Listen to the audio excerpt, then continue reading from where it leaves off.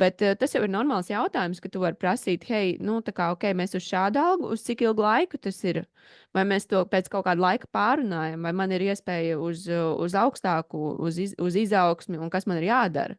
Bet tas ir, redzi, tā ir tāda forša, man liekas, arī ritīgi challenging, un tur ir jābūt arī iekšām tādu jautājumu paprasīt, jo, nu, acīm redzot, daudz iet no tādas vietas tos darbus prasīt, kad viņam tā ir vienīgā iespēja, viņam tagad stročna vajag darbu rītīgi šodien vai šomēnes, jo savādāk viņam viss pārējais nav sakārtots dzīvē tā, lai viņš vēl varētu 3 mēnešus meklēt labāko darbu, kādu viņš grib.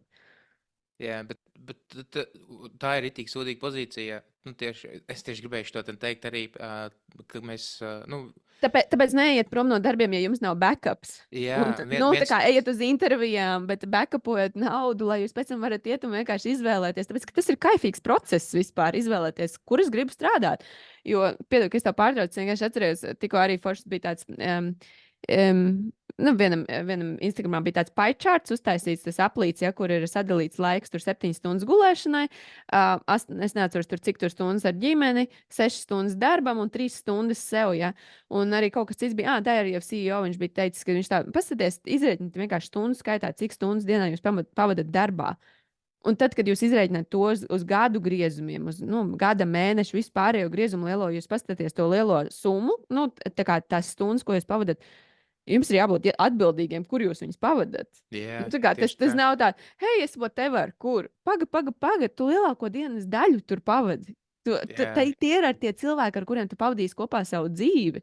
Lielākoties, ar ko tu viņus gribi pavadīt, ar ko tu gribi pavadīt. Un es, man nav izvēles, tev ir izvēle. Jā, tieši tā, tā kā tā ir problēma, tāpēc, ka cilvēki neiet uz darba intervijām, līdz ar to nav backups, un tu reāli nezini, kas notiek darba tirgu. Vienkārši visu laiku čekot, skatīties, ok, man ir tāds skills, ka es skatos, Tel2 to skillu pērk pa šitik, jā. Pērk pa šitik.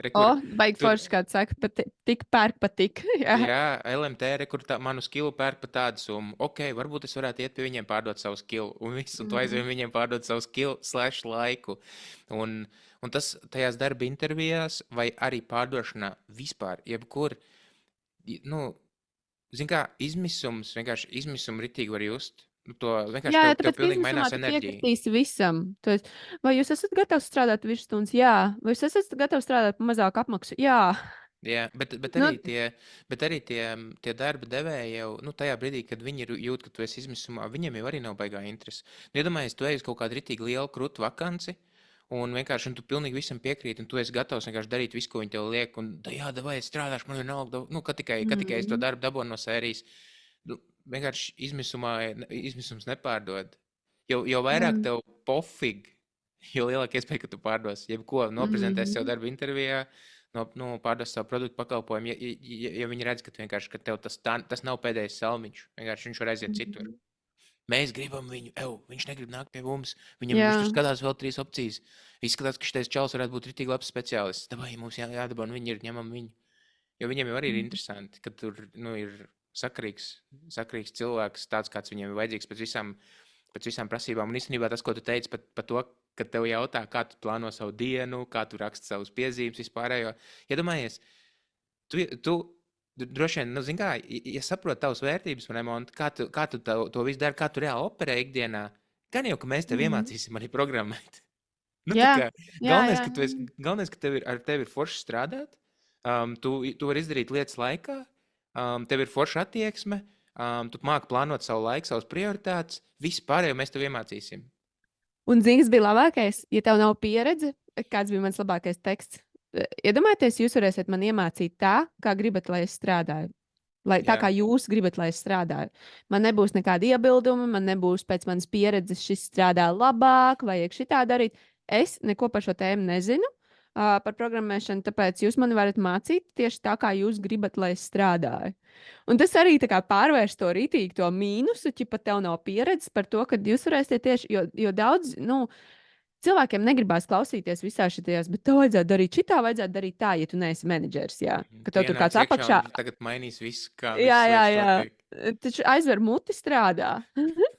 Tā kā jau, human rights, no rights, just work, bitch. Jā, tu tagad aizies uz McDonald's un teiksi, es negribu cheeseburgerā likt sieru, man negaršo sieru. Jā, Tagad ej strādāt citur. Nu, jā, un tā kā paņemt arī tās lietas, uztaisīt vienkārši par ritīgiem plusiem. Un tiešām nebaidieties, kā es toreiz izmantoju ChatGPT, lai gatavotos. Es tā arī prasu, nu, es tā arī izskaidroju ChatGPT. Es esmu iesācējis, es esmu izgājusi šo kursu, man ir intervija par šo amatu. Kādi ir tie jautājumi, ko viņi man varētu prasīt? Kā es varētu atbildēt, bet es arī sarakstīju visu beigās to, ko, nu, kā, ko es esmu pat dzīvi darījusi, lai viņam ir sapratne, kas es esmu. Un rītīgi, smuki, baigi forši iedeva visādas saktās atbildes. Un es tiešām tām intervijām toreiz sagatavojos. Es aizgāju pārliecināt, un man nebija kauns teikt, es nezinu, šo es varu iemācīties, šo es gribu iemācīties. Mm. Un, un tajā brīdī, kad tu ej uz tām intervijām, un ja tev pasaka, nē, es vienmēr esmu domājis tā, ka pačakrējāt labu cilvēku. Zini, kas ir pasaka, nē, bet es dabūju rītīgi labu feedbacku no visām. No tur, kur es gāju, es dabūju rītīgi labu feedback, jo tiešām tajā es atceros, tajā vienā, nu, pēc tam, tāpēc, ka tu vari pēc tam prasīt. Es prasīju gan pēc intervijas, arī tur bija tāds viens rītīgs, jauns, bet baigais gails, tāds čals. Nu baigais varēja tā, nu, es ar viņu varētu tā kā rīvēties, tāpēc, ka man arī ir viedoklis, jā. Tā kā tāds. Bet viņš arī atceros, viņš tā, tur, nu, jā, tas, viņš tā saka, nu, jā, tev nav, nu, viņš tā, es neko nevaru darīt, tev vienkārši nav pieredzes. Nu, tā kā tev viss ir itī krūti, viss ir itī forši, attieksme baigi labā. Es saprotu, ka var iemācīt tev strādāt tā, kā mēs gribam komandā, bet, nu, tev nav tās pieredzes. Nu, tā kā, nu, tas ir jāskatās, tev būs grūti. Un tāds. Bet tu dabū to feedback, un tas tev ir tas, kas tev tālāk, ok, nu, labi, nu, tas ir tas, ko es šobrīd mācos. Es nevaru viņu iemācīties desmit reizes ātrāk, ja tāds ir mans tur kaut kāds mācību ātrums. Un tas jau ir forši, ka tu to zini. Ja tev pasaka vēl kaut ko citu, zini, nevajadzētu teikt tā. Yeah. Jo otrs ir, ko es baigi lasu, ko daudziem cilvēkiem gribās, nu, tā kā intervijās arī vienkārši tikai, nu, izteikties, parunāt, un tad tu tāds sēdi, klausies, tā, šis ir atnācis nevis intervēt, bet parunāt. Jā, bet, nu, bet īstenībā daudz no tā, pieņemsim arī tad, kad ir tie darba apraksti, nu, ja tu esi paskatījies sludinājumus, vienkārši tur citreiz tādu super cilvēku aprakstīti, ir tur 5 gadu pieredze tajā nozarē, 10 gadu pieredze tajā nozarē, runāt 7 valodās, smagās mašīnas tiesības, ja nu gadījumā kādreiz vajag, ikdienā nevajadzēs, bet ja nu gadījumā bez mazai, un tad tu tur lasi to aprakstu, un tu domā, nu, pa ko viņi domā, tie, kas taisa tos aprakstus, nu, tā kā. Es nezinu, un tad alga ir 1400 eiro. Jā, tieši tā vienkārši, un turklāt tas cipars, un tad liekas, what the fuck, šitam ten supermenam tikai tāda alga ir. Nu, tā kā. Jā, nē, es šos arī esmu skatījusies, un, nu, tā kā uz to IT arī, un visu kaut ko tādu, jo, nu, kā man vienīgā joma, tā kā IT, ja es gribu, nu, to pieredzi kaut kādu, man ir iet un kaut kur strādāt, tur, kur man dod uzdevums, un tur, kur tāds mājas, šajā gadījumā es māju apmācībā pat priekš sevis, man, nu, neiet, man nav tik liela interese, jā.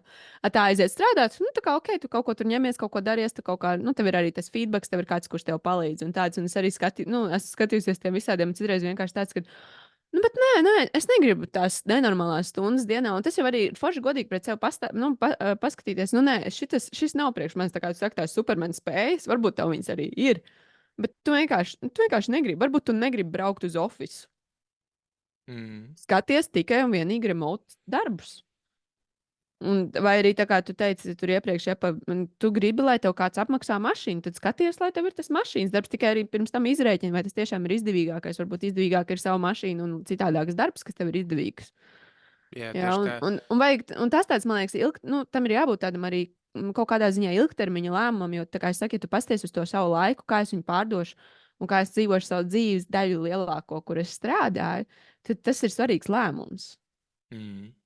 Un, ja vēl tev nepatīk tas, nu, pieņemsim, tagad es pieļauju, ka ir daudz cilvēku, kur strādā kaut kā darbu, kas viņiem besīja. Vienkārši sāc staigāt uz darba intervijām. Apskaties, jo bieži vienkārši iedomājies, kā tas iedragā tavu pašapziņu, nu, kad tu ritīgi ilgi nostrādājies. Varbūt arī tiešām ir tā, ka tu esi ritīgi labs foršs speciālists un tev viss ir čotka, bet tu vienkārši nekonfrontē to sarunu ar vadītāju, lai paprasītu vairāk algu. Un tajā brīdī, kad vienkārši pat tad, ja tu neej sākumā pie savas vadības un neprasi lielāku algu, tev aug pārliecība tajā, tad, kad tu aizej uz citām darba pārunām, tu paprasi lielāku algu, viņi gatavi tev maksāt, tu pēc tam ies pie savu vadītāju, vienkārši ar augstu pacelt galvu, ar taisnu muguru zodu gaisā, vienkārši un mierīgi varēs pateikt. Zini, kas ir? Es esmu izskatījusies vienkārši, kas notiek darba tirgu, ar savām iemaņām, ar saviem skilliem. Es redzu, ka tādiem speciālistiem kā man maksā par 200 eiro vairāk mēnesī, vai par 300 eiro vairāk, vai pat, nezinu, tur 3000 vairāk gadā. Un vai mēs varam izskatīt iespēju, ka es varētu dabūt algas pielikumu. Un viss, un galvenais, lai ir tā atvērtība tai sarunai, jo bieži tikko kā no vadības ir bišķiņa pretestība, tā, nu nē, kā tas tagad būs, klausies, Montes, te jau man Jānim arī būs jāliek vairāk pieaugs. Zin kā, man pie dirs, ko Jānis pelna. Vai ne? Nu, tu tā nesaki pretī, bet kopumā vienkārši man pohuj, ko Jānis pelna, man pohuj, ka viņš te ir nostrādājis tur 10 gadus, vai ne, un viņš nav nācis varbūt tās tev prasīt lielāku algu.